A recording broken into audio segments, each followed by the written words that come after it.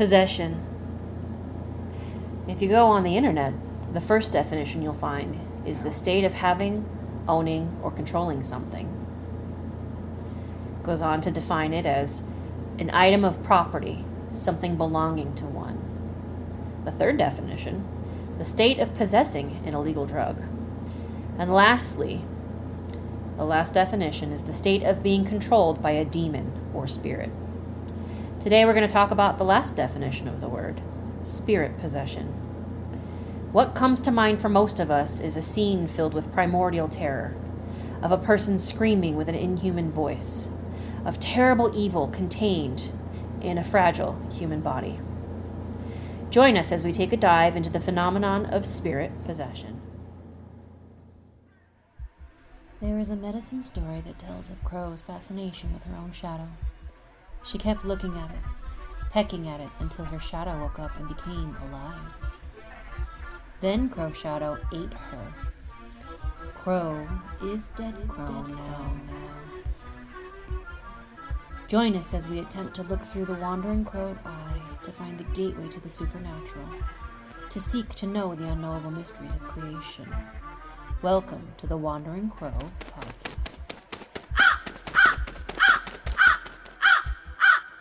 Hey there, it's Mandy. This is Cameron. Welcome to the Wandering Crow, and I was very excited about this topic, but I think Cameron's going to make it real dark. What do you mean? I was looking at different things than you are. These are crazy. So what are we looking at right now? So this is Curly Head Mar is posting a video about this is footage of an actual demonic possession of 1806. And this is pretty crazy. It starts with just him pointing up at the text. And I'll go ahead and show you. So 1806? 1806. Did we have video cameras back then? So how can we have footage from 1806? That's a question. Run, rabbit, run, rabbit, run. What? Run, rabbit, run. So these are clearly two people climbing a pyramid. And regardless, how was this done? This is a crazy film. And then she just drops her. So, okay, I'm so sorry. We've got dead air going here. So he's got picture, video, which I question the year. There's no way. Mm-hmm. We didn't have video in 1806. And It there's... looks old, but not 1806. No, there's no way. That's like old 40s movies. So there's two girls. One of them is climbing a sheer wall, it looks like. It's a pyramid. And she's holding behind her another little girl by the hair.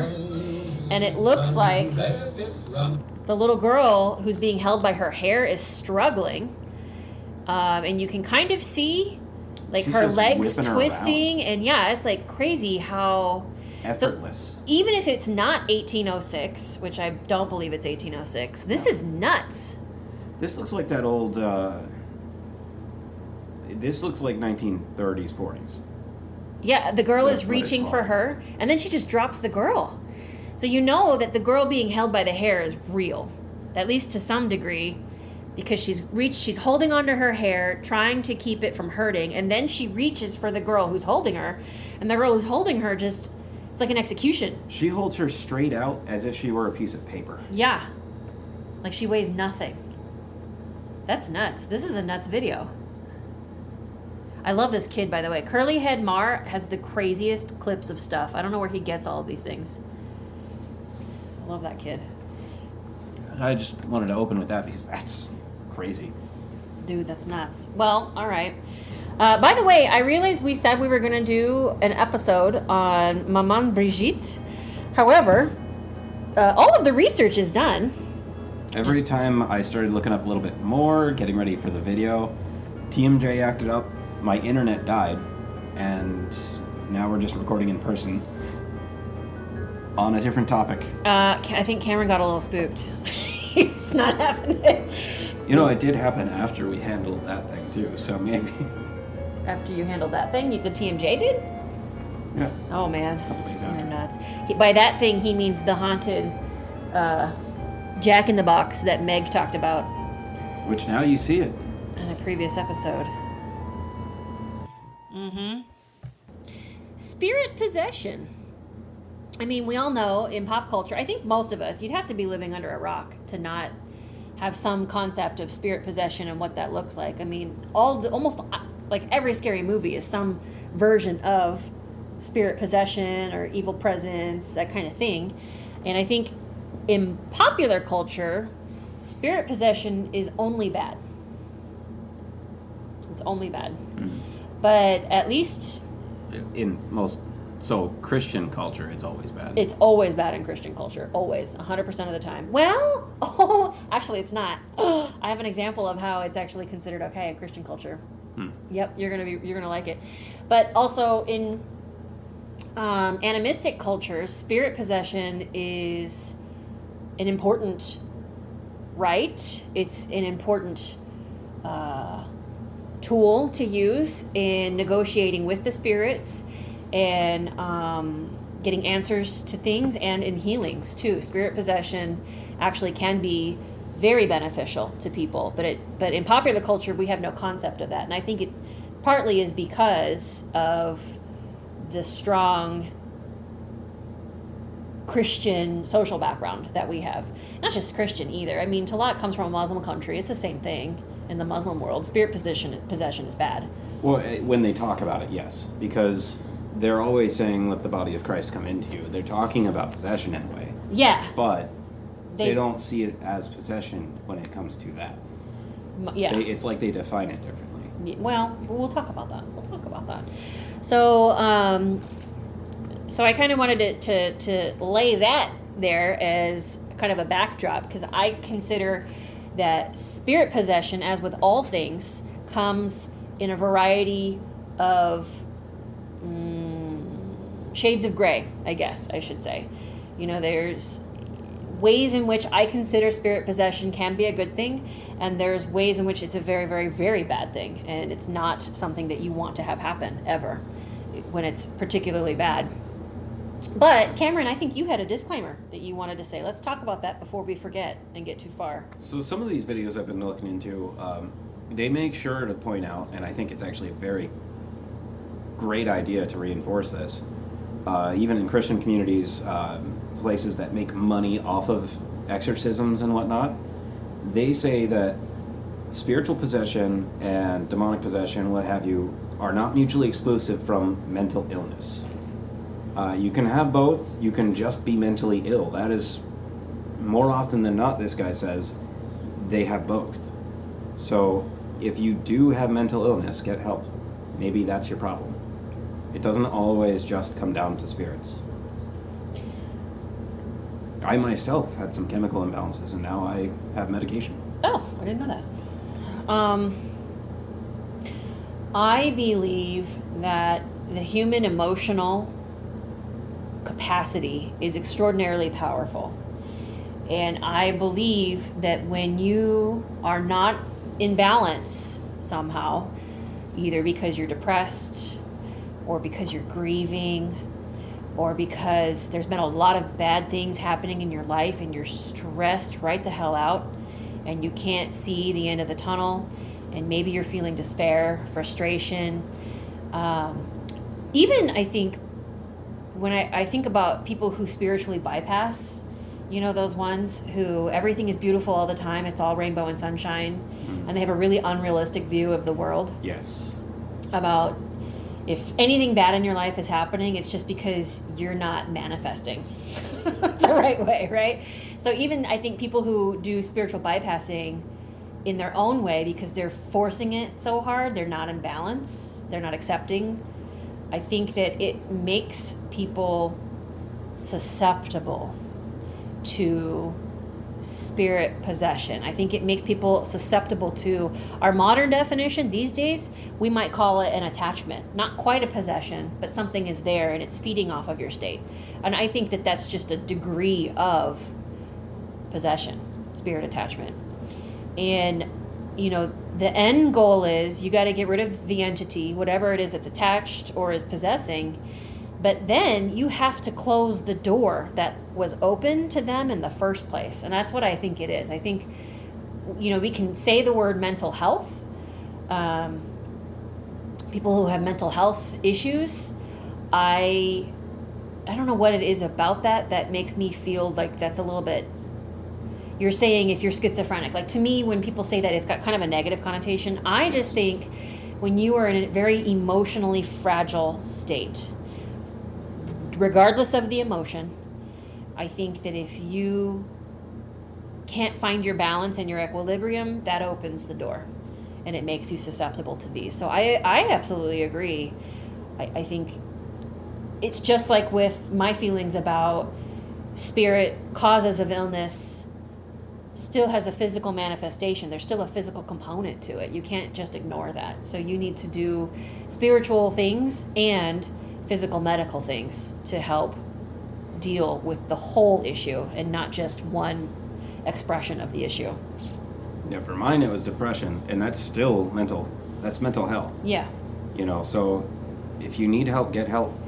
Sertraline is a great drug. It's not the end-all be-all, but that with some therapy, and then maybe you do seek spiritual help. Yep, both. I've used escitalopram a few times. I've been deeply depressed. After I came home from Afghanistan, I was a mess.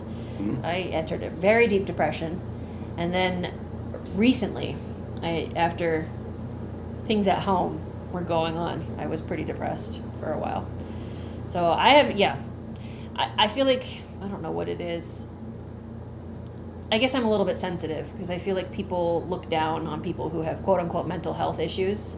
And a lot of veterans feel that way. I just don't like that term. Depression by itself, fine. I don't have any problem with it. Yes, I was depressed. I had depression.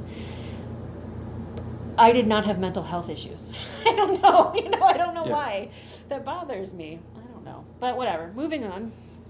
I mean, I did, I guess. I don't know. I'm torn about it. It's still health. It's still health. Yeah. So it's an all-encompassing term. Don't be afraid of the terms. It's just language. But we feel for you.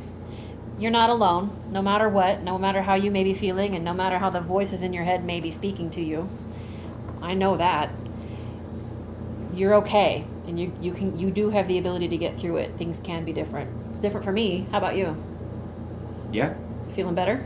No, I didn't even really need therapy. It's just mine was chemically, I just couldn't get up and do things. Yeah. I didn't have a drive. I felt like everything was just going downwards, and I got medication, and for the first time since like puberty, I felt balanced. Oh, that's great. It was pretty crazy. So, if it's a small tweak like that, it's worth looking into. Absolutely it is. Okay. Did you have anything else that you wanted to say as far as what's the word? Disclaimers.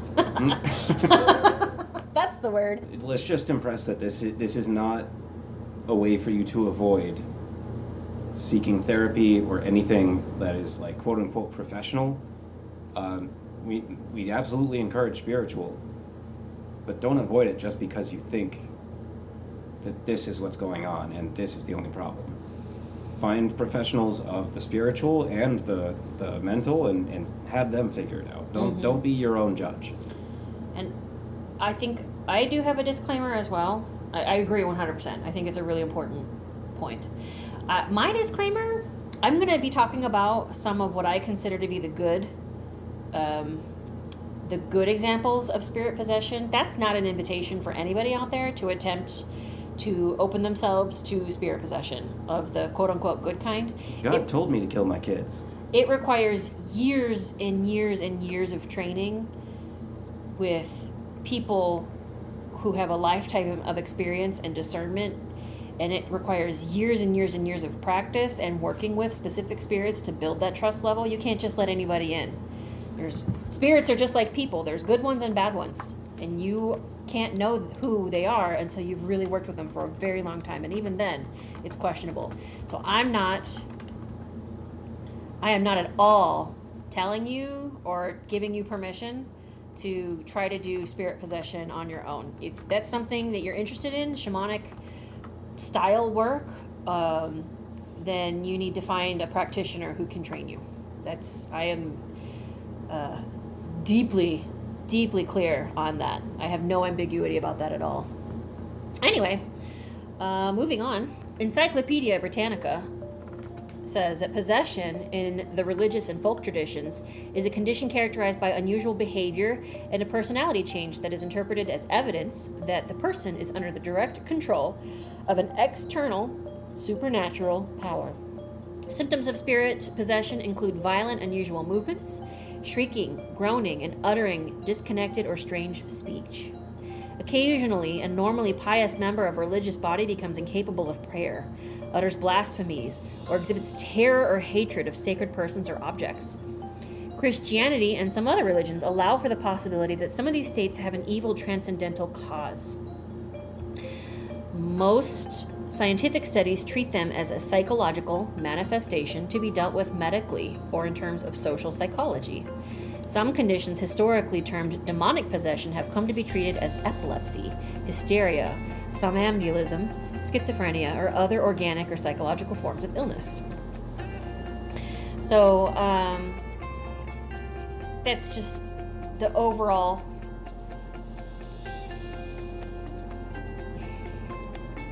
accepted definition of possession. I was curious about different forms of possession in different cultures. Like, what does it mean in other cultures? Because we know from a Christian-based country. That's not the right word. We're predominantly the religious practice and the culture of our country is predominantly driven by Christianity.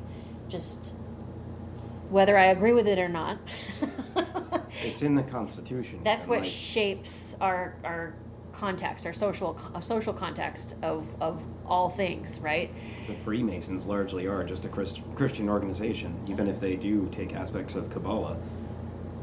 They helped create this country. This is a Christian-founded country. Mm-hmm. So I wanted to see what it was like in other cultures. So I actually looked up spirit possession and voodoo, because I am very interested in learning about voodoo. So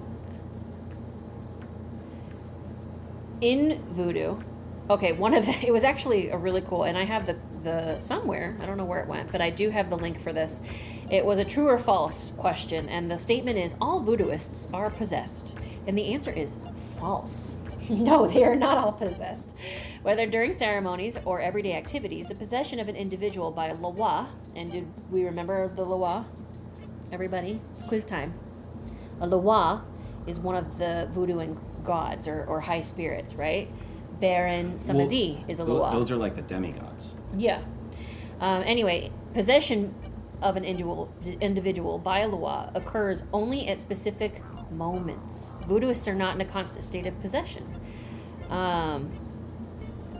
For the voodooist, being possessed is like momentarily disappearing in order to become the physical vehicle for a Loa. In words that come out of the person's mouth and the gestures he or she makes, those are really the Loa expressing itself and addressing others, advising, consoling, encouraging, scolding, punishing, healing through the voodooist. So the voodooist becomes a vessel.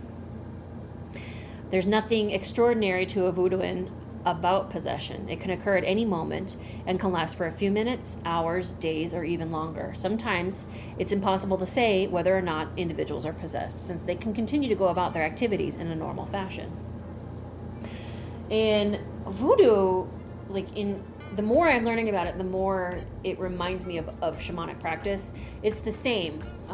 In the lineage that I'm taught, the ultimate goal is to be able to hollow out, is the term that we use, and that's empty your own ego, empty your own need for control, empty all of that out and allow yourself to become a clean vessel to spirits that you trust to quote unquote ride your body.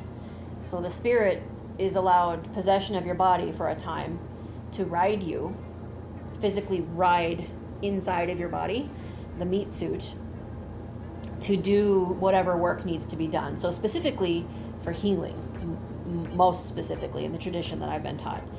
And that's very, very, very advanced work. Have you heard any of that before? So esoterics do the same thing. Sorry. They call it dissolving the lens of ego. Aleister Crowley once said that we are the nails on the finger that is the hand that is the body of the greater God. Yeah, okay. So we are all basically just part of the same being with different points of view. Yeah, I agree with that. And dissolving the lens of the ego allows you to connect yourself further to that being. And that's essentially, that sounds the same thing. Mm-hmm. Yeah, what did my teachers say? They say we are all fragments of expression of great spirit, of the great mystery, of a larger organism. We're just pieces of it who are living out lives and collecting experiences. But we're all just a piece of it. Digging through the dirt. Yeah. What did you think about the voodoo possession? Voodoo possession sounds pretty interesting, and they've got some pretty wild videos. Have you seen some of the stuff out of Haiti? No, I haven't really looked, to be honest. They're also very Christian, so whenever they do it, it could be exaggerated. It's hard to say, because when they do it, it's like an entire classroom Okay. of these school kids got possessed, and they're all writhing and screaming. But that is like, people point to it now and they're like, see, it's on a major uptick. Well, it's like specific places and specific circumstances. Yeah. Hoodoo, Hard to say. which I didn't realize was an actual, I don't know, spiritual religious movement. I thought it was just something that people said sometimes when they were, I don't know, I thought it was slang. I thought hoodoo was slang, but it's an actual thing. So the culture of hoodoo was created by African Americans, and there's different regional styles to this tradition. Hoodoo includes reverence to ancestral spirits, African American quilt making, herbal healing, Bakongo, and Igbo burial practices, Holy Ghost shouting, praise houses, snake reverence, spirit possession. And so there's all of these things that go into it. And now in hoodoo, spirit possession in hoodoo was influenced by West African voodoo, spirit possession. So it's kind of influenced by the progenitor of American voodoo. Africans were enslaved in the United States. The Holy Spirit or the Holy Ghost replaced the African gods during possession. So instead of being possessed by the Loa, you're possessed by the Holy Spirit. And it's God who's filling you up, like the Christian God who's filling you up and using your body to either spread a message or do some healing or something like that. Which is funny, because I had heard that was, specifically hoodoo, I heard was actually a lot bigger in like Haiti and some of these places. I didn't know that. So I always wondered about that and the ties between their possessions, because they do still treat it like it's a bad thing. Oh, do they? They treat it like it's bad? But Haitians do, I don't know. Well, interesting. Or maybe it's just the priests of that area, because they aren't hoodoo. Maybe because they're not. Are they not local? The priests? Are they sent there? A lot of the priests are like missionaries. So yeah. Okay, so I wanted to tell you about good possession in Christianity. What do you know about the Pentecostal Christian religion? Nothing. Nothing. I actually had a boyfriend. I don't know if you ever met him. Cowboy Spotty. Do you remember Cowboy Spotty? I met him at Bash's. Yeah. No, we went to the gold mine. Yeah. Mm-hmm. Yeah. He was Pentecostal. I didn't know that. His family was Pentecostal, and that's the first time I I still ever. don't know what it is, but Well, that's odd. It's a version of Christianity, and the Pentecost. So I have a lot of information about this. So, the one thing that he warned me about, because I did go to a Pentecostal worship with him once, he said there's this thing that happens sometimes called speaking in tongues, and I was like, what? What's that? He goes, it sounds like gibbledygook, like it sounds like nonsense, but it's supposed to be God speaking through people in a language that's not that either that is not understood by the person who's speaking the language, or is a language that's like an angelic or godly language that humans just don't know. And I was like, oh, okay. Are they evangelists? Yeah, it's like an evangelical Okay. type of Christianity. So there's this really cool paper by Steven G Herbert, who went to a variety of different Pentecostal churches and what he calls the charismatic movements. So he did other kinds of evangelical churches that he would go to, and he wanted to understand a little bit about their version of possession and what it actually meant. So the word Pentecost actually refers to the doctrinal recognition of the quote-unquote baptism, of the Holy Spirit, and the gift of speaking in tongues, which is given a central place in their worship. They say that their biblical evidence comes from Acts 2, verses 1 through 4 in the Bible, in one of the versions. And here's what it says. This is the actual Bible verse. And when the day of Pentecost was fully come, they were all with one accord in one place. And suddenly there came sounds from heaven as of a rushing mighty wind, and it filled all the house where they were sitting. And there appeared unto them cloven tongues like as of fire, and it sat upon each of them. And they were all filled with the Holy Ghost, and began to speak with other tongues as the Spirit gave them utterance. And so speaking in tongues actually has a scientific name. It's called glossolalia, and in the past has been described as occurring exclusively in altered states of consciousness, so kind of like a trance state. So these people, they go to their holy worship, they're in the midst of their prayers, and in the prayer, during the prayers or during the service, they enter some kind of trance state, and this is when the Holy Spirit is supposed to be able to enter them and use them to speak in tongues. Pentecost believe the source to ultimately be God, and they believe that glossolalia is the tongues of men and angels. What's really, really, really freaking cool, there have been documented cases of people speaking in glossolalia and speaking in tongues where they didn't know the language they were speaking in. There have actually been some really widely talked about conversions. So one time, a Russian person happened to be walking through, and someone was speaking in tongues, and they were speaking in his dialect of Russian. And whatever it was that was said in the Russian was so profound, he converted right there on the spot because he couldn't believe it. And the person who was speaking in the tongues didn't know any Russian.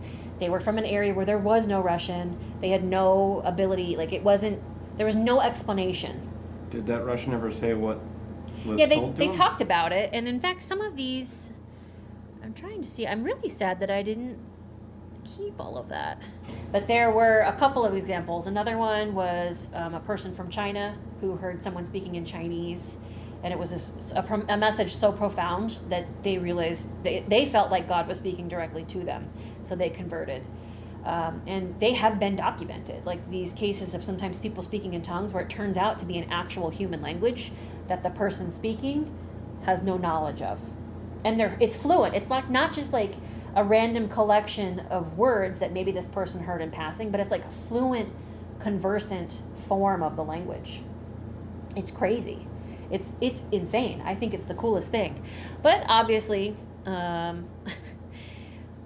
other versions of Christianity and Catholicism disagree. In fact, some versions of Christianity actually consider the Pentecost to all of the speaking in tongues to be sourced by the devil. They believe that the Pentecosts have been tricked by the devil. And the Pentecosts themselves, which is very interesting, don't like the word possession to be used in terms of it because of the connotations of it being demonic. From their perspective, this is entirely God who does it. However, they do think speaking in tongues is possible outside of Christianity, but outside of Christianity, the source is very likely to be from Satan, which is capable of the ability to counterfeit any of the gifts and can even appear as an angel of light. So they recognize that demonic spirits can cause this to happen, can be the source of this, but within the church, it's impossible because it's only God in their church, which I think is a little bit funny. Like, how do you know for sure? Well, wouldn't it just be that they don't know and that's why they can't accept it? Well, no, I'm saying the Pentecosts believe this. Oh. Pentecosts believe that speaking in tongues is possible outside of Christianity, but if it's done outside of a Christian practice or Christian faith, it can only be the devil. This is the Pentecosts who think this. I mean, of course they would. Other Christians think speaking in tongues is the devil's work, regardless if it's done in a church or not. So there's a little bit of like kind of debate about that, and some of the other Christian religions look down on. Okay, so that was the Pentecost, Holy Spirit possession. They were filled with the Holy Spirit, is what they say. And then, I wanted to show you this one. Okay, so I had thought, have you ever seen the crazy Zulu dance, where they're wearing a spirit mask of some kind and they're doing this crazy dance with their feet? Yes. You've seen those?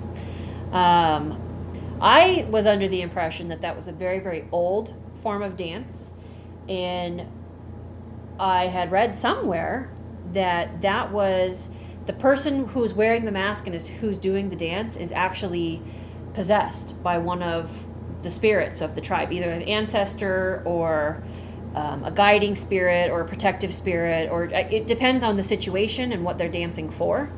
But they were giving the spirit a chance to ride the body, and that's part of what the dance is.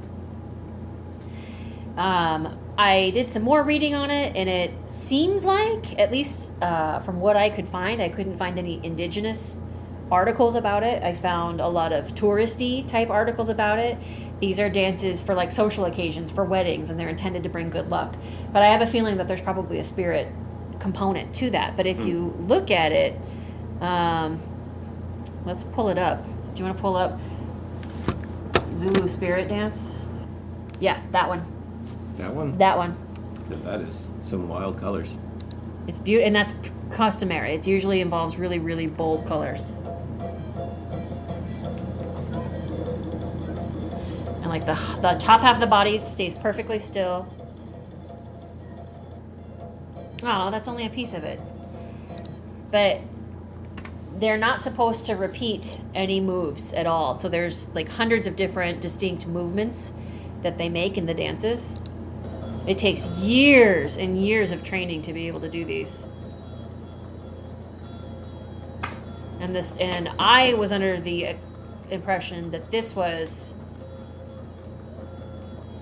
maybe traditionally, or maybe I just misunderstood, but I was under the impression that these were spirit dances. This was an opportunity for spirit to ride the body, that this was about possession. Aren't they beautiful? Like, that is just insane. I wonder what the significance of these different masks are. They're different spirits. Oh, there you go. Yes. And maybe they are only mostly done for social occasions now. But I do wonder about the history of these. The Zauli dance is a seductive dance and is performed by a masked character. The Zauli mask is brightly colored and is said to represent a woman who appears in the legend of a sacred forest. Each Zauli mask can take as long as 6 days to carve. Made of Yoranza wood, the process is secretive, each artisan using their own approach. When the dance happens, the dance is fast and furious, the masked man churning up dust beneath his feet. Provoked to keep up the pace by his dance partner, it's a superhuman effort guided by the spirits. Oh, it is guided by the spirits according to this. So good, all right, I'm not crazy. I just think they're beautiful, it's amazing. But this is, my understanding of this is a partial spirit possession that's happening here. They've invoked the spirit to help them to dance this way. Spirit of the forest, too. That's kind of weird for what I've only been seeing in these clips is desert land, you know? Depends on where you are in Africa. There are forests down there. There are. Look at these videos. Moving on. So I guess all I really wanted to say about this is I was looking around, and there's a lot of different cultures that do have some component of spiritual possession as part of their spiritual religious practice. I know that there's some of that in Mongolian shamanism. I know at least in the tradition that I'm being taught, there is a component of that. We don't necessarily know about other shamanic or animistic practices, but it doesn't seem like it's some of the other unheard of. Possession practices that I've heard is that you're letting the spirit live through your body and reaffirming that connection specifically, so that way that power is being funneled to you, and it will guide your life cycle to the best outcome. So like there might be some horrible things that happen immediately after, but in the end that will be something that gets you into a better place. So you get fired, then you find another job and it gets you better wealth, or back in the old days you have a drought, you have to leave, and then you are guided to a new land that is far better than where you were. You find the migrating beasts that you were hunting. But so like even in the places where it's seen as positive, I've seen that they recognize that bad things can happen, that it's a dangerous process, but ultimately if you're trained for it, it's for a better, an ultimate, the greater good at the end of it. So that's all I have for the good, what I consider to be the less bad kind of spirit possession. But then we have demonic possession, which I think we all can agree is not good. And nobody wants to be possessed by a demon. Not even someone like me, who has a little bit looser definition of what makes a demon and what doesn't. But like the old Loki spirits. So they're just trying to get into your life so that they can cause havoc. Yeah, I don't like that either. That's not okay. So Western medicine actually does recognize demonic possession.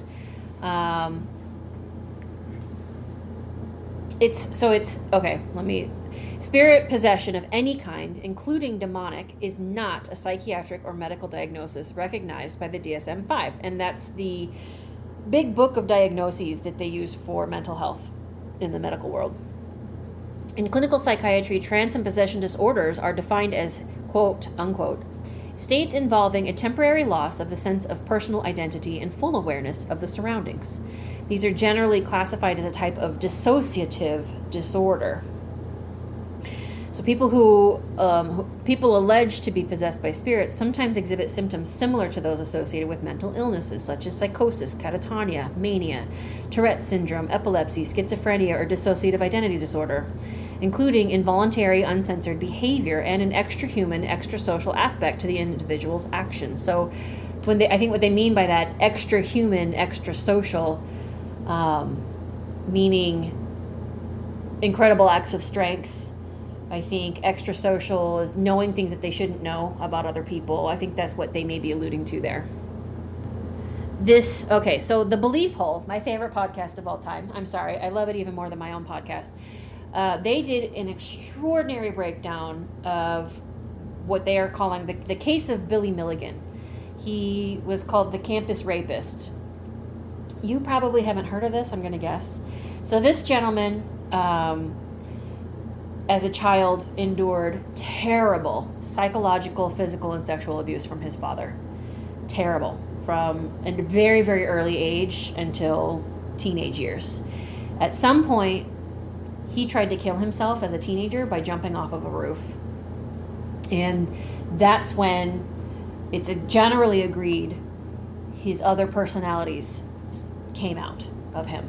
Started to sort of present and take over his body. So this is from a Western perspective. It's generally believed that is the moment where he sort of completely dissociated from his own life and his own body, and the other personalities took over. He was arrested after 3 young women from a college campus had been raped, and he was tied genetically. He was acquitted by reason of insanity because they proved that he had 24 distinct personality types, and it was actually 2 personalities who were responsible for the rapes. One of the personalities was a lesbian woman who craved closeness and was looking to have intimacy with other women, and so used his body to do it. And then there was a second personality that was interested in and I don't remember exactly what it was particularly, but was more interested in like the robbery part. So the one personality would start with a gun as a robbery. She would sneak in and turn it into a rape. And he was physically guilty of 3 rapes, but he was found not guilty by reason of insanity because it wasn't technically his own personality. It's crazy. There is a really amazing book, and like I said, BeliefHole did a fantastic breakdown of this situation, but the way that it was described to me was Billy himself, the person who was Billy, the personality that was Billy, was kept isolated and alone and basically like asleep for years at a time. When he would be allowed to like come forward and like wake up, he would be extremely confused. He would have no memory of years of his life that just disappeared, and he was just distraught. Like he couldn't understand what it was that was going on with him. There was a personality called the teacher who was sort of responsible for kind of keeping them all in check and allowing them different turns. And I guess the robber guy and the rapist weren't technically supposed to be allowed to have turns, but they were able to sneak in. And I want to say there was a gentleman who was maybe Bulgarian, who was fluent in the language. Billy never grew up even associated with people who were Bulgarian. He had no exposure to the language, but somehow this person was fluent and had clear recollections of facts and details about living in Bulgaria that Billy couldn't have known. And it was this really interesting presentation. And some of the personalities had incredible skills and talents that were not shared by other personalities, and that Billy himself never had a talent for. His handwriting was different when different personalities were using his body. I think personally Billy is a very extreme case of a group of spirits who took over his body. Like, he was prepared to leave, he wanted to die, he tried to die, and in that moment when he tried to release himself from this life, they stepped in and grabbed his body. And I think he was in very severe, based on what he went through as a kid, just incredibly severe emotional turmoil. Obviously, he was trying to kill himself when this happened. And it is a crazy case. I think it's probably one of the more interesting modern cases of spirit possession. I'm not saying that all dissociative identity disorders are spirit possession. I'm saying in his case, I think that there's a strong possibility that that's exactly what was going on with him. It's crazy to think about. It's some sort of willingness to give up who you are in the moment. Yeah. I think in his case, it wasn't necessarily giving up who he was to them. He was just trying to give it up. He was just trying to give it up. And I think that some opportunistic spirits took advantage, which is just, I just think it's a really haunting and sad account of a man who, I mean, the original soul of Billy never had a chance, not ever. And I just think that's really sad. That really hurts me when I think about it.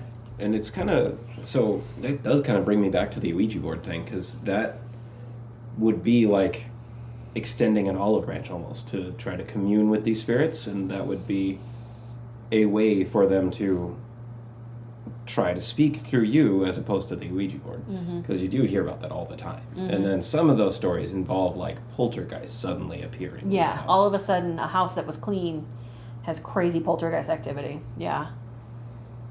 And so that makes sense to me. There is a story, the exorcism of Gottliebin Didas.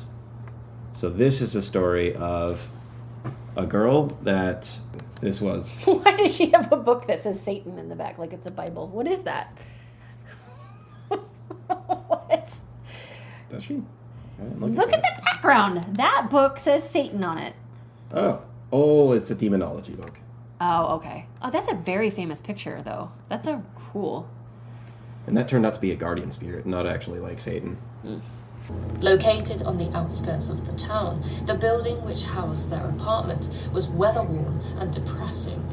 The interior was similarly bleak, with all members of the family commenting, as soon as they moved in, how they heard recurring creaks, bangs, and shuffles, almost as though the building was straining to get away from itself. this is a different these were story no ordinary that you see pretty noises. common too. They seemed to come from every nook and corner, and would sometimes last all night, scuffling and trampling across the bedroom as the siblings tried to sleep. The people who lived above them likewise reported hearing So maybe he was in the strange wrong sounds, place at the although right they time. cared little to Because discuss this is them another with story about outsiders. how In this way, from the very first you day, move into a Gottlieb new place Dittus and was you are wary feeling of kind her of new vulnerable. home, so And that much so, in vulnerability fact, that she would later claim that is she what straight away opens felt the door. as though there was a peculiar influence on her when there. For certainly, Especially on the if you're first poor. day of their arrival, when she prayed at the table, "Come, Lord Jesus, be our guest," she had fits in which she fell onto the floor unconscious. Okay, After that's a big that, clue. a change, it is said, came over her. A once respected young woman of unsullied reputation, noted for her faithfulness, good Christian education, and remarkable ability to compose fine songs, Gottlieb was now avoided by others in the town. Widely disliked, she is said to have had something repulsive and inexplicable in her behavior, and a repugnant way about her. At the time, however, little was said about it, her altered personality being ascribed to the tragedy of her being an orphan. And so life continued for the Dittuses. They, like their neighbours above them, adopted a policy of silence in regards to the sinister things that were heard and eventually, according to Gottlieb, seen in their home. Life was... So there's this story, and then there's the Hell House, which the dude that does Ghost Adventures, he bought this house because of another famous possession story. He said they claimed it was the house that was haunted at first, and they thought it was just infested by flies, so they exterminated all the flies. The flies came back. Mm-hmm. They found weird growths and slime on their blinds. They cleaned it up, and then they would see these little white spores sort of growing off of there again. Oh. And the white spores is actually in Eastern traditions like China and Japan, that's actually a sign of spiritual presence too, Okay. which they didn't know anything about, and it's not really noted in the story, but as an aside. But so this guy, he buys the house and he does his investigation, and you go down, the basement is just dirt, and it's said that they found personal possessions underneath the staircase in the dirt, Okay. buried, of the family that just moved there. Like things that Oh. went missing. And they found it, like, arranged in a circle underneath the staircase, buried in the floor. Nope. Moving out. Nope. They did. Good. Yeah, that's the right call. And they didn't even want to talk to the guy that bought the house. They're like, we want nothing to do with that house. Yeah. It's yours now. That's an example of people taking appropriate boundary precautions. This is bad. I don't want it. Not even talking about it. See ya. They got Nope. a psychologist for their kid because he started acting up, and there was like night terrors that started happening. Oh. At one point, the other kids were screaming, and it said that the mom was going towards their bedroom, saw a black figure with the hat, and she was freaked out, and then he sort of disappeared, and she ran to the kid's bedroom, only to see the kid run up the wall backwards. So then she got the police involved, and he's like, I thought this was just an attention grab, but then I saw it for myself. The police did? Yeah. Like, he saw the kid, like, levitate, and they had the psychiatrist actually quit on them because it was like, Too intense? yeah, she wasn't dealing with that, and she says, I've never seen anything like that. So sometimes I think it has to do with the land, too. I have no idea what the story is between this orphanage and the Hell House, two different places, but I think it's just interesting that it can be... It's like the Middle Easterners, they say the jinns like to haunt specific areas. I think it's kind of that same thing, to where the Christians get wrapped up that all possession is evil. What if it's just all jinn? What if it's all spirits that we just don't normally see? Right. I mean... And they have their own motives. They can be evil, they can be otherwise, or maybe we just don't understand what they're doing. Mm-hmm. Yeah, I don't think jinn are necessarily evil in every case. They can be. But there are accounts of some jinn who are just normal. They don't want really. They're not bad at all. It's just some of them. You know, it's like people. Not every person, not every human is a serial killer, but you do get them. But these are stories of people that didn't, like, quote unquote, provoke or call in the spirit.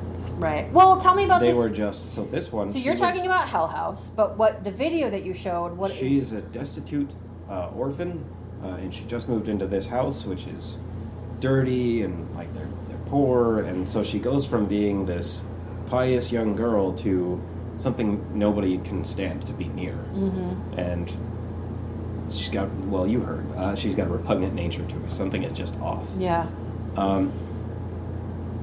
This is a 33-minute video, so there's a lot to kind of go into, but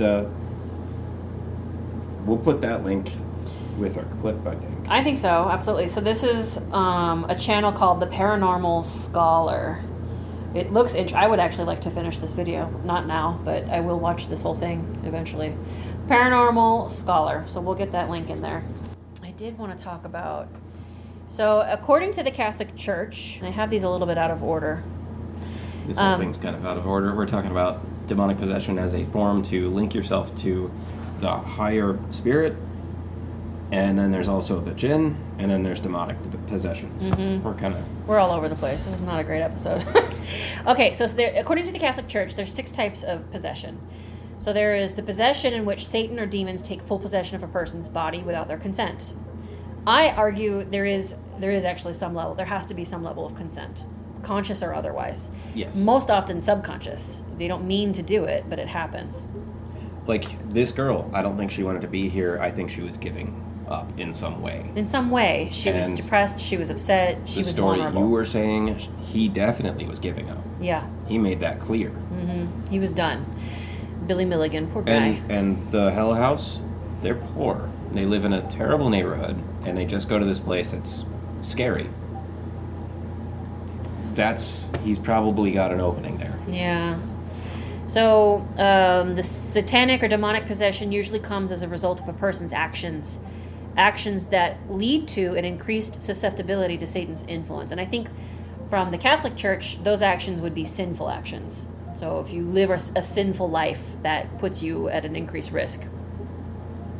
Another form of possession, this is possession form number 2, is obsession, which includes sudden attacks of irrationally obsessive thoughts, usually culminating in suicidal ideation, and which typically influences dreams. So that's type 2. Type 3 is oppression, in which there is no loss of consciousness or involuntary action, such as in the biblical book of Job, in which Job was tormented by Satan through a series of misfortunes in business, material possessions, family, and health. I just want to add, the story of Job, it wasn't just that he was tormented by Satan. He was tormented by Satan with the permission of God. Yes. What a That's a good fucked story. up story that is. That tells you everything you need to know. I've never liked that story. What a garbage story. I liked Heinlein's version. Ugh. Heinlein's version, he's just actually being teleported to different worlds and trying to figure out how to live. Oh, man. That's a good one. The fourth... He meets the devil, too, though. Oh, I want to say that in oppression, to me, that sounds an awful lot like spiritual attachment, where the person is perfectly conscious, they're not having any involuntary actions, but just chaos and misfortune follows them. And I think that that's actually a very, very common type of spirit problem that people have in our day and age. Mm-hmm. Then there is the fourth type is called external physical pain caused by Satan or demons, where the person is still themselves, but they feel like they're being tortured by Satan or the demons physically, where they're just in a ton of pain. The fifth kind of possession is infestation, which affects houses, objects, things, or animals. Interesting. And then the last one is subjugation, in which a person voluntarily submits to Satan or demons. And then that I interpret as consciously, voluntarily says, I volunteer. I want to be a vessel for Satan or this demon. And I think that's, yeah, I mean, you get what you ask for. So their warning flags for possession, this is according to Wikipedia, by the way. In the Roman ritual, true demonic or satanic possession has been characterized since the Middle Ages by the following 4 types of typical characteristics. 1, manifestations of superhuman strength, which we saw in that very first video of the one little girl carrying the other slightly larger little girl up a wall. This would be a good YouTube video. 2, speaking in tongues or languages that the victim cannot know. There you go, Pentecost. 3, revelation of knowledge, distant or hidden, that the victim couldn't possibly know. And then 4, blasphemous rage, obscene hand gestures, using profanity, and an aversion to holy symbols, names, relics, or places. So these are like really common signs and symptoms of demon possession according to the Catholic Church and Roman ritual. So I have some examples of a few different examples, not a lot. There are actually some pretty excellent cases of possession throughout history that Wikipedia had, of all places. It was amazing. So... That's written by people, so it's pop culture. It's edited by people with a mission, though, who are removing pseudoscience and unfactual information. Okay, so Mademoiselle Elizabeth de Renfreig. So Cal May is a gentleman who was very interested in demon possession. So he researched a judicial case that described the possession of Elizabeth de Renfreig, who, having become a widow in 1617, was later sought in marriage by a physician. He was later burned under judicial sentence for being a practicing magician. Oops. So, after being rejected, he gave her filters to make her love him. So, like a magic potion to make her love him, which occasioned strange developments in her health, and proceeded to continuously give her some other forms of medicament. So he just kept basically like poisoning her. He kept giving her this stuff to try to make her love him. So he tried to make her love him with a potion. That went wrong, and it made her sick. So then he tried to treat the sickness, which subsequently led to other sicknesses, and he was just like constantly trying to like correct what he had done wrong. That just sounds like failed alchemy. Yeah, exactly. So the maladies which she suffered were incurable by the various physicians that later attended her, and eventually led to a recourse of exorcisms as prescribed by several physicians that examined her case. So they began to exorcise her in September of 1619. And during the exorcisms, the demon that possessed her made detailed and fluid responses by varying languages, including French, Greek, Latin, Hebrew, and Italian, and was reportedly able to know and recite the thoughts and sins of various individuals who examined her. She was further also able to describe in detail the use of various languages, the rites and secrets of the church to experts in the languages she spoke. There is even a mention of how the demon interrupted an exorcist who, after making a mistake in his recital of the exorcism prayer in Latin, corrected him and then started laughing at him and mocking him. I like that. That's great. Hey, dumbass, you said it wrong. It's supposed to be this. And then started mocking him and laughing at him. In 16th century French. That's great. I bet that was The brutal. demon's a Redditor mod. It's official. So what is this video that you got? So that's my 1617 demon possession, which I loved. But there's more. I have a few more examples. So this video here is Mr. Ballin. He has a clip of the real exorcism audio of Emily Rose. And I just thought it was very interesting. You can hear her normal voice at first, and then it's got the different spirits that have taken over her body after, along with several pretty disturbing pictures of how she looks as things progress. We'll have this video. It's a long, well, it's actually not that long. It's a 13-minute video. We'll have it in our links. Yeah, all his stuff is pretty digestible, but so this is her normal voice.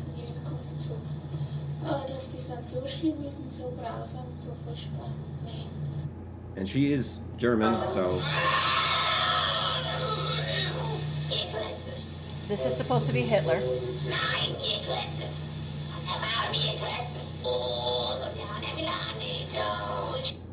This one's Cain.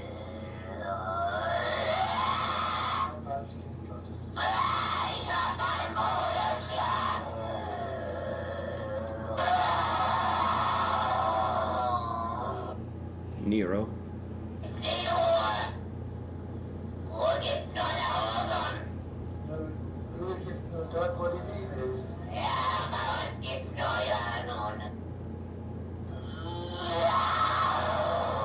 Did this one have a name? I didn't see one. Was this one Judas? Oh, this one's Judas. You're right. Oh no, this one's this Judas. one's Judas. Die müssen in eigenen Seminaren ausgebildet werden, die dürfen nicht auf die anderen Universitäten. Kapiert? This one's supposed to be Lucifer.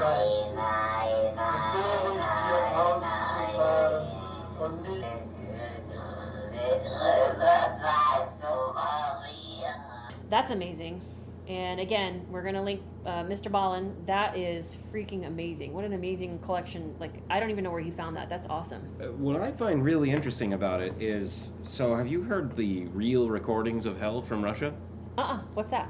They were trying to dig for a basement, and they dug, like, too deep, I guess, and they found a hole.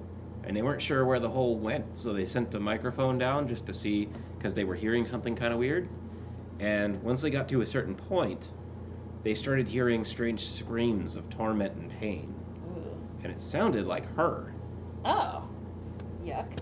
So go ahead and continue your part. I will try to find that. Okay. Here. So that was, and I really recommend, you should check out Mr. Ballin's video when we post this link.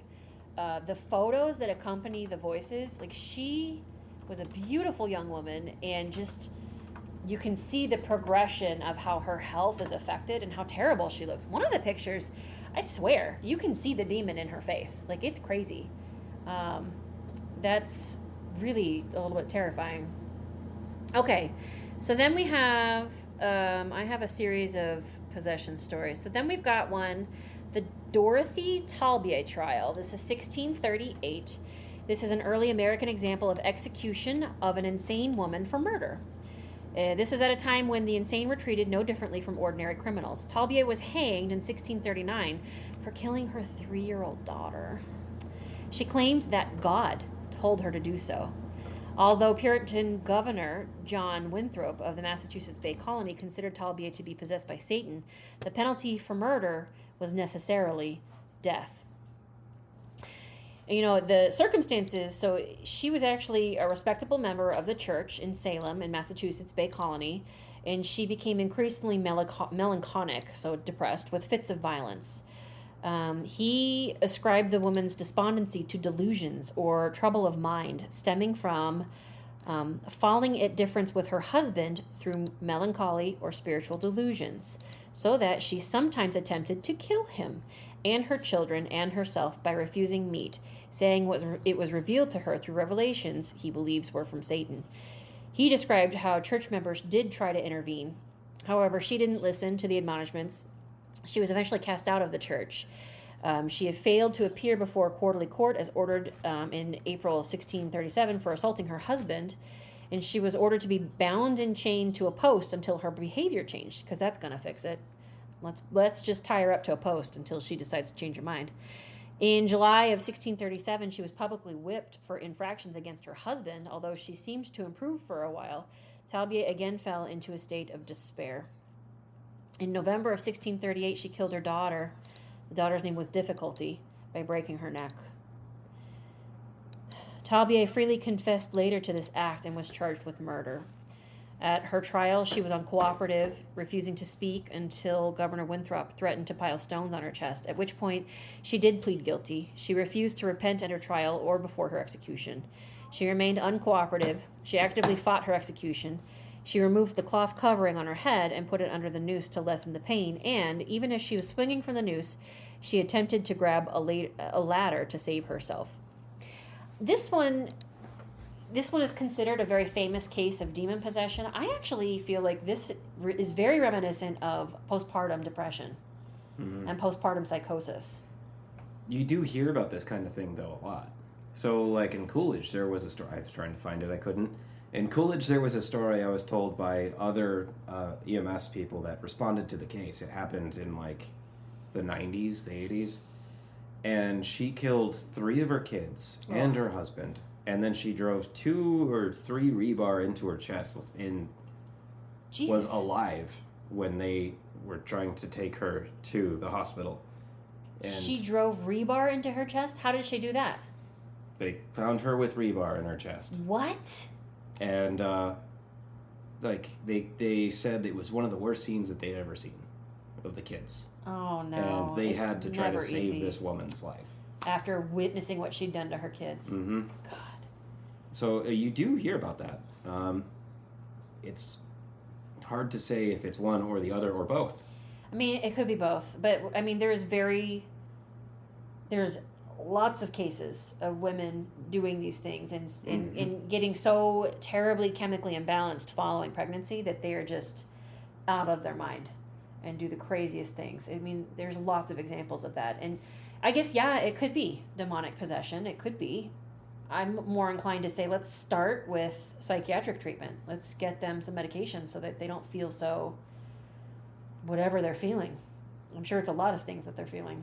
That's terrible. Plus, as we discussed earlier, it might actually close that door. Yeah, and keep the voices out. What did you find here? So it wasn't that hard to find. I will put this link over to you as well. Okay. So at 1 minute 24 seconds, it goes to the video of what they caught in that basement that they were trying to. Can I just say, the channel is called Haunted Pizza, and their icon is a slice of pepperoni pizza in the shape of a human skull. I love that. It's so ridiculous. I really It's on like point for like the mood he's going for. Oh my god, it's beautiful. I love it. That's very well executed. Okay.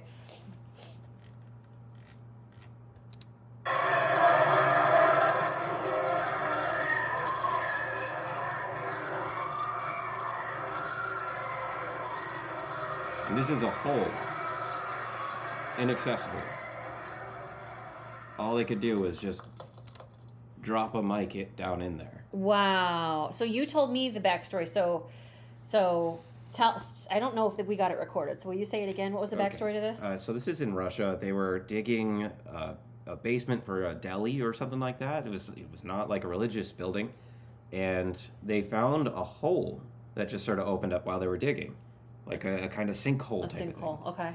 And so it was small though, and they couldn't fit a person down in there. But they started hearing some noises, so they just dropped a mic down, just by the wire, and just tried to see what they would get. Yeah. And this is what they got. Can you play it again? Yeah.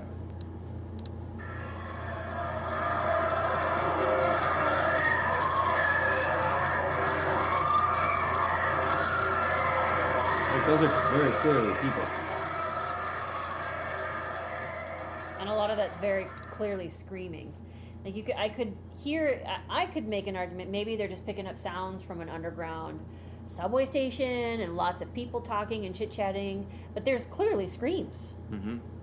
Not all of it is screaming, but there are screams in that. That's crazy. And the voices that are coming out of there, of even the people that are just talking, kind of remind me of that last girl. Yeah. Emily Rose. Yeah. That's crazy. That's crazy. That's in Russia? But this was in Russia. And it does say the deepest borehole, but that's not the original story that I heard. This says Pechensky district of the Kola Peninsula. I'm not sure where that is. So maybe of the Soviet Union. Yeah. So maybe this is a different one, but no, I think this is the same one. Okay. I mean, that's really haunting. How many borehole recordings are there in Russia? Probably not very many. And remind me never to go there. Nope. I'm going to nope my way right out of that one. Okay. All right. This one is a little bit more recent. This is the possession of Clara Germana Selle. She was born in 1890 and lived till 1912. So she was only 22 years old when she died. She was a South African Christian girl who in 1906 was said to be possessed by a demon. She's said to have been possessed when she was 16-year-old schoolgirl at St. Michael's Mission in Natal, South Africa. She was an orphan of African origin and was baptized as an infant. At the age of 16, the girl allegedly made a pact with Satan, and this is said to be the cause of her demonic possession. Clara later revealed this information to her confessor, Father Horner Erasmus. an account written by a nun. Clara was said to be able to speak languages of which she had no previous knowledge. This fact was also witnessed by others who recorded that she understood Polish, German, French, Norwegian, and all other languages. The nun reported that Clara demonstrated clairvoyance by revealing the most intimate secrets and transgressions of people with whom she had no contact.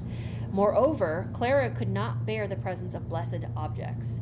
She seemed imbued with extraordinary strength and ferocity, often hurling nuns about the convent rooms and beating them up. I shouldn't laugh, but that seems funny. The nun reported that the girl's cries had a savage bestiality that astonished those around her. That reminds me of Miss Rose. Mm-hmm. In regards to the girl's voice, an attending nun even wrote, "No animal had ever made such sounds, neither the lions of East Africa nor the angry bulls. At times it sounded like a veritable herd of wild beasts orchestrated by Satan had formed a hellish choir." Attending nun of St. Michael's Mission, Natal, South Africa.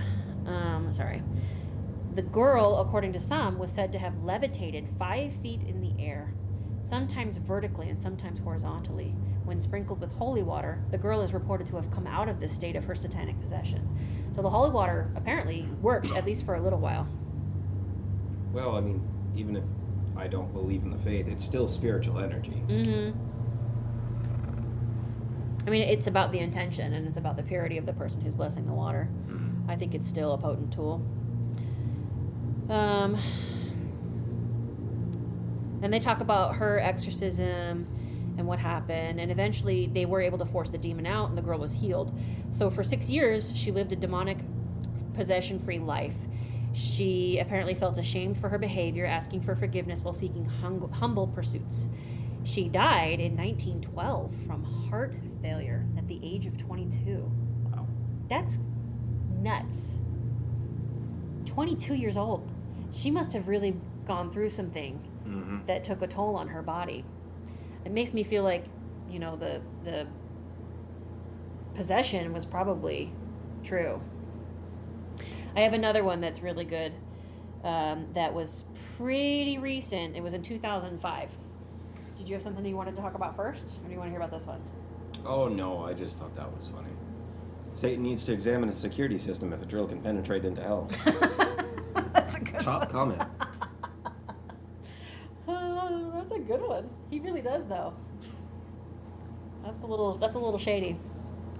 Okay, so this exorcism, it's called the Tanaku, I'm not sure, exorcism, and it was a case in which Marisika Irina Cornici,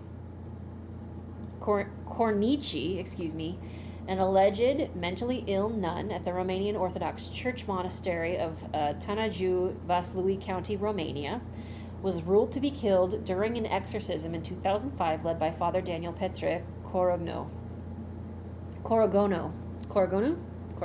I'm not sure, and 4 Orthodox Christian nuns who are part of the Order of the Holy Trinity. The case was widely publicized in the Romanian media, and following a lengthy trial, the priest was sentenced on appeal to 7 years, one nun to 6 years, and the other 3 nuns to 5 years each. However, many of Tanaju's residents, including Cornici's brother, believed that she actually suffered from demonic possession. The coroner believed, beyond anything else, that her death was actually the result of an overdose of adrenaline that was given to her in the ambulance. So the story goes, she's not a well person to begin with. She was born to a broken family, and following her father's suicide, she and her brother actually grew up in an orphanage. When she was 19, she worked as a nanny in Germany, and a friend of hers from the orphanage became a nun and said, "Hey, you should do this. This is a pretty sweet gig. I think it's right up your alley. You should come be a nun with me." So she joins the service, the religious service, the nunnery. Soon after, she started giggling during Mass, and by April, her mental state had deteriorated, and the doctors at the local psychiatric hospital diagnosed her as having schizophrenia. She would have been 19. That is the age at which schizophrenia tends to manifest for women. And for boys, I think it's a little bit younger. It can start as early as 13, but for girls, it's about this age, if I recall correctly. So she's diagnosed with schizophrenia, okay? We're talking about 2005. In 2005, this woman is diagnosed with an illness, schizophrenia, by a doctor. This is not some random person saying, I think you got schizophrenia. She actually has a medical diagnosis of schizophrenia, and after 2 weeks, she's released into the care of the monastery. Her friends say, she never had any signs of mental illness prior to this. Well, that can happen in schizophrenia too. I'm sorry, but it can. Her brother testified that he was with her when he saw Satan go, quote unquote, into her, and also maintained that she suffered from demonic possession. So her brother, at least, really truly believes it was the Satan. It was the devil. He has reason to believe. So I'm inclined to feel like, okay, her brother, her only living relative, the person for whom she lived most of her life with, would know. Okay, I can lean into that a little bit. But here's what really upsets me. So they believed it was an overdose of adrenaline, though? Yeah, we'll get into that. Hold on. So the priest, here's the background of the priest. Daniel Petre Corogonu was a 29-year-old priest of the monastery. A decade before this, he was a football player in his hometown. He began following religious studies at the University of Iași after he could not secure admission to the University of Bucharest, where he had wanted to study sports or law. That's what he wanted to do. He wanted to be in sports or law. But he couldn't get into that university, so then he started doing religious studies at this other university. A year later, a businessman from his hometown recruited him to help build this monastery near the city. He was ordained by the local bishop, so he didn't do seminary, as far as I know. And that bishop expected that he would continue his studies.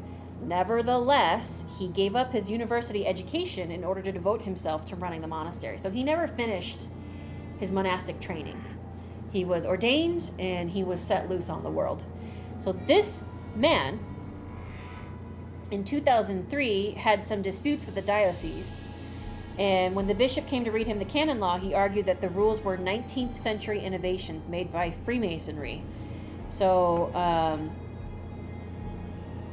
Corogonu organized a community of nuns who were, according to all accounts, completely devout to him. So his little nunnery, it was almost like a little cult, it's what it sounds like. He didn't agree with the canonical law of the church, so all of the priests and monks who lived there left, and then he brought in all of these nuns who believed in him, not necessarily the church. So when she was released, our young lady, when our young lady, Miss Cornici, is released to the monastery, the father, in his all-knowing wisdom, all 29 years, decided that it wasn't just a mental illness, but rather that she was possessed by Satan. He would later claim, quote, "You can't take the devil out of people with pills," end quote, and that an exorcism was necessary. So, in order to restrain her from violent movements, including those causing her to hit herself, the nuns bound her hands and feet and locked her in a room as they participated in the liturgy commemorating the ascension of Jesus. A few days later, they chained her to a cross with her arms stretched across it and carried her into the church so that they could anoint her. In what exorcism is that the practice? Mm-hmm. Not that I know a lot about exorcisms, but that doesn't seem right. According to Sister Nicoletta, Cornici had been restrained in the same manner that others who were demonically possessed were. She stated that had Cornici not been restrained, she could have either killed herself or killed someone else.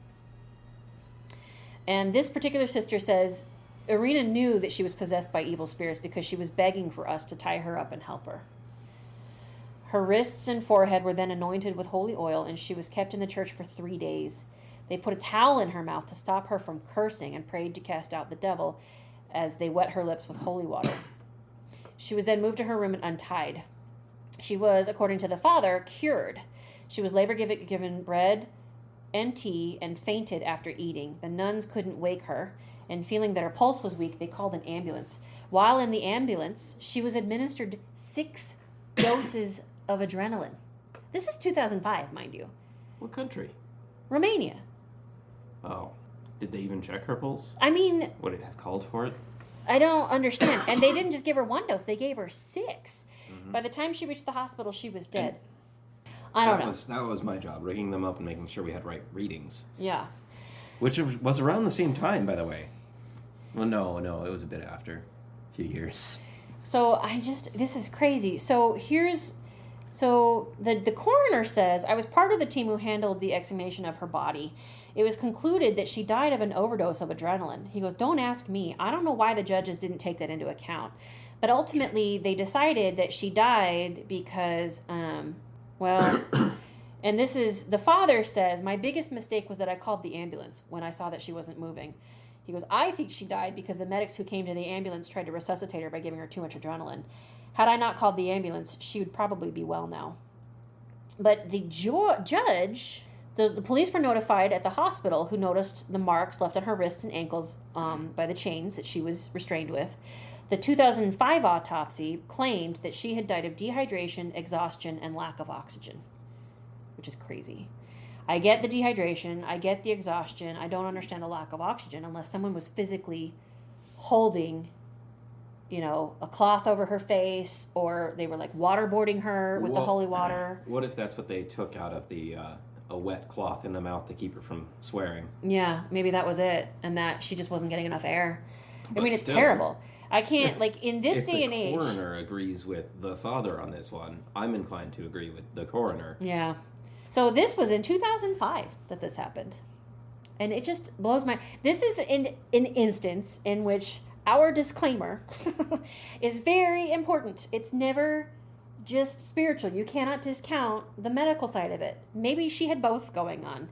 But this particular priest decided that he knew all. It sounds like that priest was LARPing with a mentally unwell woman. Yes. He did the right thing. He called the ambulance when she looked like she was actually really not doing well. After several days of putting her in that situation. Sure. But a lot of times they don't. Ugh. If he is legitimately running a cult because he wants to be the holy one, that's still a good sign of okay, let's get her medical help. Look, I can wrap my head around he's not responsible for her murder. She wasn't technically murdered. And he's not even entirely responsible for her death. I get what the coroner's saying about the damn adrenaline. But he contributed to this situation. He created the situation. Sure. He has some culpability in this. And did he take away her meds? It sounds like it. Yeah. It sounds like he took away her medications. He made the problem worse, played into her fantasies, and then also tied her up for 3 days. Mm-hmm. So that he could cure her through the power of his version of Jesus. So that is one that really killed me. I didn't like that one at all. And it sounds like something that should have happened 100 years ago. But it was just barely 19 years that this happened. And that's why it's so important. Megalomaniac with a bunch of followers. Yes. Be careful who your holy people are. Okay. What do you got? Did you have something that you were going to... it's just a video that I was thinking about putting on here. The one with the lady at the grocery store. Yes. Oh, you guys, this is a crazy thing. I was going to do the We're going to put the link in this. I was going to do the Russian inmate where he's actually floating. But I want you to listen to me. If you click no other links after this episode, please click this one. Cameron showed this to me right before we started recording, and my brain exploded a little bit. I can't believe it. So this is a video called 10 Demonic Possessions Caught on Camera, and the channel is called Top Discovery. And it's a pretty big deal channel. They've got almost 100,000 subscribers. No, I lie. They've got almost 1 million subscribers. Almost 1 million. I can do numbers. Or maybe you see them Almost as well as I can type. moving toward the checkout to get their stuff and make payments for them. I'm going to skip She him shopped talking. for a few items. Okay. An item falls off the shelf by itself. She goes to put it back like a good citizen. And all As of a you sudden... can imagine, the lady close to her immediately Turn it became down. concerned by what she was seeing and tried to help. But all of that only made things worse, as the seemingly possessed lady began letting out some seriously dangerous shrieks. I mean, at first it looked like she was having an epileptic fit, but then it changes into Personally, something else. I don't care what anyone has to say. If I'm in a store and a woman begins to behave like this, I am out of there in a flash. Oh, look at that! But the people who... So one of them holds her by her head, and they're trying to calm her, and it looks like he's doing something spiritual. At this like point, he's praying you would with think her. that she had Yeah, finally he very chilled out clearly and does was some off hand her. motions, and he is praying in front of her. He's definitely doing energy work. And He's got his fingers like that, too. He's got some kind of hand sigil going on. Like, it's clear to me he's got some kind of training. Ever funk she was in, but no, it was only the opening salvo. I think he's pressing on her temples just to calm her down. Then all of a sudden, one of the sale signs The other store starts swinging like crazy. Get her stable and move her out. It broke. It's usually held on by two things on the ceiling. Right. One of them's missing. They don't even comment on that in the video. But then there's also a moment where there's people gathered around her in the form of a circle, and she lets out this crazy scream, and they all fly back as though an explosive has gone off, and there's like a force that pushes them all back. It's incredible. Play it again. I am out of there. Boom. Flash. There it is. But the people who were Like around- something, like just a ton of energy just exploded out of her body. Even she falls down a little bit. Like, that's awesome. There's a lady that looks like she's about 6 yards away, and She's recording with her phone. yeah, and she gets knocked, like, she stumbles. Yeah, she almost falls because it's so powerful. At first, when I saw it, I just wrote it off like, oh, maybe she was shocked because of the scream, but no, it looked like she was falling. All three of them, and all at the same time. What about this person in the back? I didn't catch her Oh, reaction. did she? God damn it. Oh, that was it. Oh, that one already had started to kind of walk away. She backed up. They backed up, but not as explosively as the other three. Okay, I don't know. I love this video. I love this video. I was so excited when Cameron showed me this video. Not that I enjoy what this poor lady went through, because she's obviously in a lot of pain, but this is an incredible video capture. It's incredible. What's this one? Gentleman just opens up a freezer door, grabs a little drink, But almost as soon as and he then touched the fridges, midway to his closing the spirit door, just all of a sudden his head, like his upper body, starts to shake. Oh, his fingers are curling. It's like he doesn't have control of his body anymore, but he doesn't fall. Oh, he's like ripping his own shirt off. Now he's groaning and grunting. Oh, that's crazy. I feel bad for that man. Okay, well, he is actually talking and pointing now. I wish I understood what he was saying, but it does seem like he's fighting something. And like, I think this is a spirit possession. This human man is trying really hard to get Didn't see that, actually. I haven't seen this video before, so that's new. After he's catatonic on the floor, no longer moving, a whole bunch of crap just flies off the shelf, and it's in frame. You can see it. No one touches it. Yeah, everybody else that was in the footage, they're gone. Like, they went to go get help, help. presumably. Wow, that just ties it. That ending. Wow. This is a cool video. This is a 21-minute video. I'm definitely going to watch the whole thing later. This is crazy. And they did have the evangelical one here, too, but, well, that one's kind of neat. It's a baby. Oh, I've seen that one. That one's on Paranormal Common Camera. Yeah, I've seen that one's one a few pretty times. like, a lot of people have seen this one. A baby just crawls out of his crib and stands on the side of it, which is, like an inch wide. Yeah, stands on the rail of the crib. Suddenly gets perfect balance and then just looks off at the distant wall. And the way that the child screams, like the sounds of the screaming the kid is make, are crazy. He does like a little roar. He doesn't. Yeah. It's not it like does a sound kid. demonic, yeah. Not like a baby crying. And then it goes to the evangelical ones. Yeah. I don't know how I feel about those, really. What about in your time as a first responder? Did you ever see anything that you thought maybe was questionable for spirit work? Not typically. I mean, so, like, there was a young lady that had mental illness problems. Probably the weirdest one, though, was an 80-year-old woman who had, like, a sudden onset. She did, actually. This elderly woman who was in a retirement home, they said it was her dementia was finally getting the better of her, and so these were, like, her twilight years. She was freaking out, and she was talking about demons. Oh. And she said she didn't trust this person or this allergies. Ah. A little bit of nasal drip. Yeah. But she said she didn't trust this person. She pointed to one of the doctors. She didn't trust this person. She pointed to one of the nurses. She didn't trust this person. She pointed to my medic. And then she pointed, you're okay. She pointed to me. Well, thank you, ma'am. then I will help you. And we had to put the mittens on her so that way she wouldn't scratch or hurt anyone or herself. Or her own face, yeah. And we actually had to put a spit visor on her. Oh, she was spitting at people? She started to try to spit at the doctor.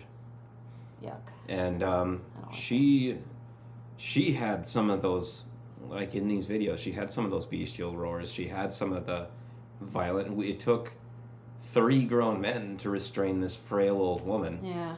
So she was very strong for her size. I didn't expect it. It was funny to me, though, that I was okay. Yeah, well, obviously. You're all right. Freddy Krueger's child. Yeah, no, I'm good. You can trust me. I one time had in the hospital, I was pretty new in the ICU. I think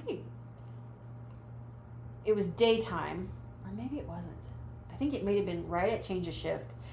This lady came in, and I don't remember precisely what the medical situation was, but she very much had a psychiatric issue. She didn't end up being my patient, but she was a new admit.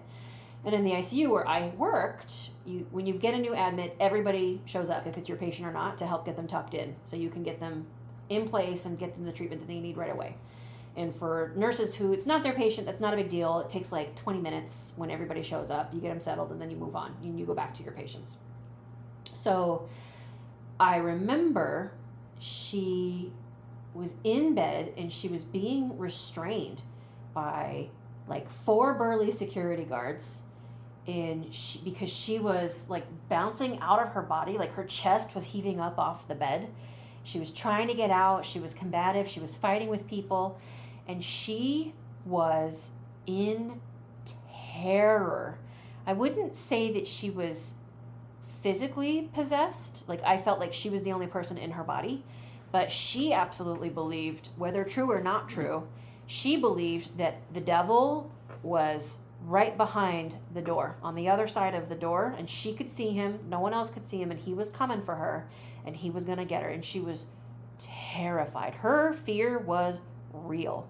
I have no reason to believe, for any reason at all, that she was making it up. She believed what she was seeing, whether it was a delusion brought on by some kind of mental health illness or situation, I can't say, but she believed it. And the screams that this woman made are sounds that I've heard some things that were very, very scary. It's not the scariest thing I've ever heard, but it was one of the most impactful things I've ever heard, because her fear was so real. We had to shut the door because her screams were so loud, it was like hurting people's ears. She was terrified. We had to drug her. We knocked her out so that she would just calm down and would stop freaking out so much. She was going to hurt herself. Like, she was a danger to herself at that point. And I remember it was so real that she said, "He's right there. He's right there." And she started screaming, and I looked. Where is he? Because she was so like convinced and convincing that he was right there. It was awful. And looking back on it now, I do wonder if there was a spirit like chasing her and was tormenting her. And by the definition of the Catholic Church, that's one of the forms of spirit possession. Not necessarily in her body, possessing her body, but tormenting her externally. So you get more continuity of care in your line of work. What did she turn out okay, or did she wasn't my very patient. soon after that? She wasn't my patient. And we, as a nurse, I work 3/12s. So it may have been that it was, I used to like to work the 3 in a row, so then I would have 4 off. It could have been, I really don't remember. I remember she wasn't my patient. I was there to help get her settled in, and she was a freaking mess, and all of the security dudes were there. A team of doctors show up. All of the nurses are in there trying to get her ready, and we ended up having to drug her to knock her out so that she could get the care she needed, and because she was a danger to herself. And after that, I don't know what happened to her, because I think it was change of shift. I think I left after that, and I think I maybe just didn't work that side again while she was still there, or I just didn't work for several days and she got discharged somewhere else. I don't know the rest of her story. I really don't. Which is a shame, because Between her and that old lady, I wonder, you know? I have one right now, and I'm very nervous to talk about it because I don't want to violate any HIPAA. Right. But this is an older person who has dementia and has had it for many years. It's been diagnosed for a very long time. Much, much longer than most dementia patients survive. Like usually... Is it only like 5 years? Yeah, much longer. Way longer. This person has had this diagnosis of dementia. This person exhibits behaviors that make me feel like this person is no longer in control of their body. There is an obsession with the mouth and putting things in the mouth, like not like pica, not like pica, but like licking of the fingers and hands and like rubbing of the face with the spit, and like the tongue is constantly never in the mouth, and it's always like, it's so bad, this person constantly licking their own face and licking their own fingers, that the fingernails have fallen off of the hands. And at one point this person had a really terrible fungal infection that required extensive treatment to get it all gone. This person has red scarring on their face where they are constantly rubbing their face with their own tongue. And it reminds me of a particular kind of spirit that is well known in East Asia. They're called hungry ghosts. And it makes me wonder, when this person had the dementia, did they leave their body at some point, or at least lose control of their body at some point, that made it possible for this spirit to enter and now controls this person's body? And hungry ghosts are just what they sound like. They are in a state of perpetual hunger. Well, it's like we were saying, dementia, they have a lifespan, Of 5. projected lifespan of like 5 years. This person has lived for way, way longer. And it makes me wonder how. What if this person How? has, in a way, passed on? Yeah. Maybe the body, How they are... the lifespan of the body is being prolonged by this other spirit. I wondered that too, to be honest. I wonder about it. I'm not in a position to do anything about it. I'm not... Well, I mean, of course, you're not going to show up there with sage and just... and try to, like, exorcise this person. That would be totally inappropriate. But, like, I do wonder. And the thing is, at this point, let's say that is what's going on with this person, and it is a hungry ghost keeping the body alive. At this point, Right, if you exorcise the spirit out, would the body thrive for very much longer? I think probably not. I think that this person would probably die pretty quick. It's just weird. It's a weird situation. And I feel like there's a lot of nuance to spirit interaction with living humans that the Western world lost. We lost that knowledge. But there are other cultures and societies that know it and understand what's happening and have a better grasp of the different kind of spirits that are out there. So there's a balance, yeah. Yeah. We've gone so hard one direction that now we're blind to all of those things. Well, did you have anything else that you wanted to share for this episode? Not really. I mean, as far as my opinions go, I do think largely it is mental disorders. Mm-hmm. I think much like UFOs, that it's more so like a small percentage that I think are actual. Right. And for those few that you can't discern, like you can't explain away, I think those are incredible. Just to have that documentation. And there are a few. And I think that is why we do the show. Right. Like the small margin, you know? Sifting through and finding the ones that are legitimate. Yeah. Mm-hmm. I think that's why people have an interest too. It's not that we think everything is real, it's that some of it is possible. Yeah, I believe. Right, I don't believe that all of them are legitimately true, but I do believe that there is. If you really dig enough and you're really looking with the right eyes, you'll find the ones that are real because they're there. I believe absolutely the real ones are out there. And how do you feel about the idea that talking about these entities makes you a target? Oh, I believe that. Are you kidding? I take precautionary measures. I have silver everywhere. I protect my house. I even, I even have done some work with people to help remove spirit attachments. I haven't talked about those because I don't have permission to talk about those. Maybe someday we can have a first-hand account if one of those people is willing to discuss it, of what they went through. But that night I came home and I was so freaked out by what went on, I applied salt to every door. I had already prepared and done the precautions that my guides told me I needed to do. So I had warded the house, and then I was like, oh no, I feel uncomfortable with this. I'm doing more. So then I did salt under every doorway. Then I did extra prayers and extra smoke offerings. That blanket that I had Meg don after we saw that thing. That one I had anointed with salts and different oils and burned incense over. Oh. That's why I used that blanket in that situation. That's cool. It wasn't anything to do with the symbols. I just thought the symbols were cool. But I had been doing work, and I used that as a circle for a while. Oh. And so when it felt like it was following us, I put it over her and told her, here you go. We'll just hang out here for a minute. But I believe in taking precautions. I do. I do think, I don't know exactly what's going on, but I have noticed, and listener, would be a little challenge for you, see if you can find them. I've noticed sounds in the recordings when I go through them. One of them that hasn't aired yet, but was, which one was it? Haunted Arizona.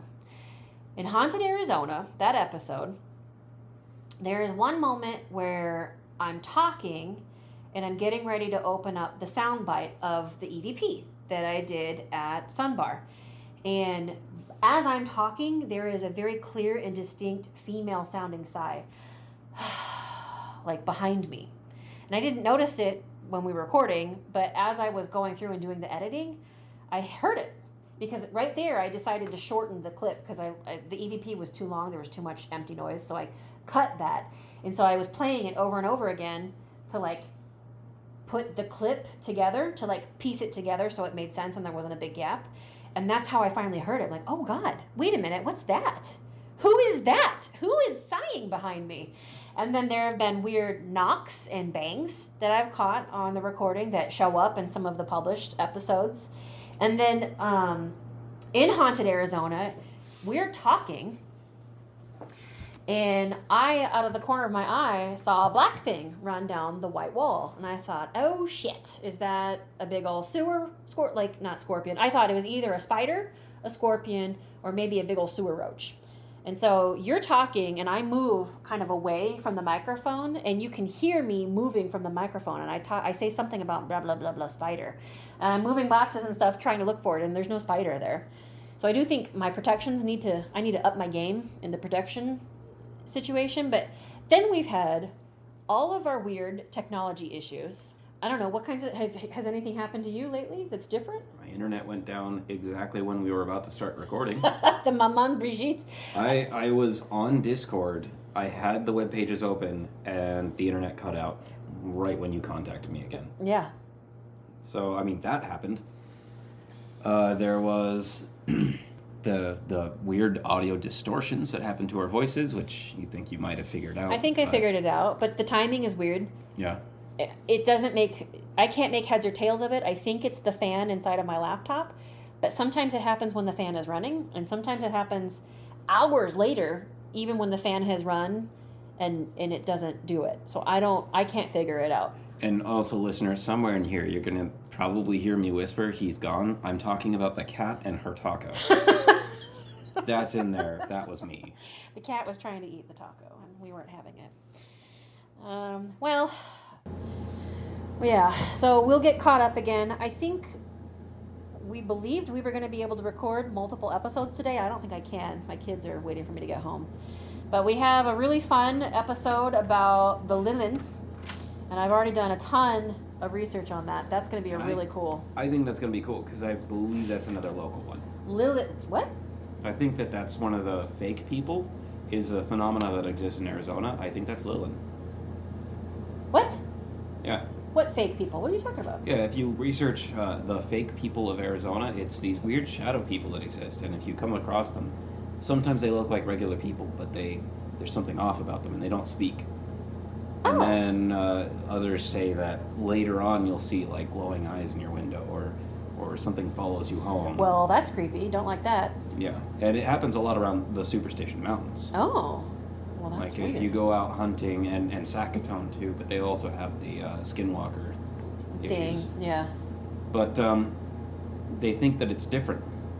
It's a different kind of entity that's just like a shadow being. Weird. And that plays more into like Lilith. Okay, well, they do like the desert, I'm reading. But Lilith sounds like a pretty cool broad, based on some of the reading I did. Just not Lilith the demon, but Lilith who existed before she was called a demon. She's... Did you see the part where it was originally supposed to be like a male spirit? Oh.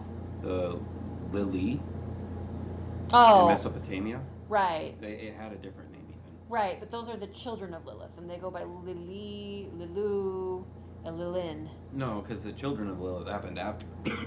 No. We're talking like Old Testament. Lilu, Lilith, Lilim. That would be the children of Lilith. I have all kinds of stuff. We're going to get into it. We'll talk about it, but it's really interesting.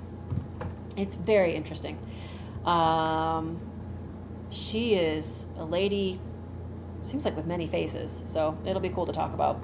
Well, so that's been our episode about spirit possession. I hope we did an okay job with it. I know that my attitude about spirit possession is probably a little bit ambivalent sounding, a little ambiguous, but I I'm promise a bit more on the skeptical side. I'm However, not- I do think that it happens. I'm not advocating for demon possession. I'm just saying there's different kinds of possession. I That's might all. be. You're advocating for demon possession? What? Could be fun. No, Not it for wouldn't. me.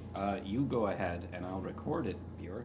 I don't know. Okay. Well, anyway, yeah, no. It's So confusing. don't. It's Just confusing. play it safe. If you are feeling distressed, reach out. These days, it's pretty easy to find help in various forms. And Yeah. don't seek these things with the idea of getting possessed, unless you're doing shaman work, unless you're doing And you other have things. extensive training and a team of other people, teachers, spiritual helpers who can support you while you're doing that. And that you know what you're reaching towards. Yep. You got to have a good relationship. But I do want to revisit the mental health issue. If you're in pain, if you're depressed, if you're going through a hard time, we feel for you and we wish you all the best. And we are living proof that you can get through it. I just want to make sure that we say that again. Anyway, I think I'm done. Thank Yeah, you. Thank that's you a good wrap-up. for coming in on this. I'm not even sure what number of episode this is at this point because it's all out of order. I think this is episode 7, maybe? Could be. Haunted Arizona was episode 5. Then there was Meggles episode 6. So yeah, this is episode 7. So welcome. Are we And thank titling you. that Meggles? She would hate that. That'd be great. She would hate that. It's unofficially titled Meggles right now. Okay, so we promise to treat you better than we do her because we know her. Please come on to the show and we'll interview you. We won't give you nicknames that you hate. Unless secretly you like it. Anyway, thank you so much. And this has been another episode of The The Wandering Wandering Crow. Crow.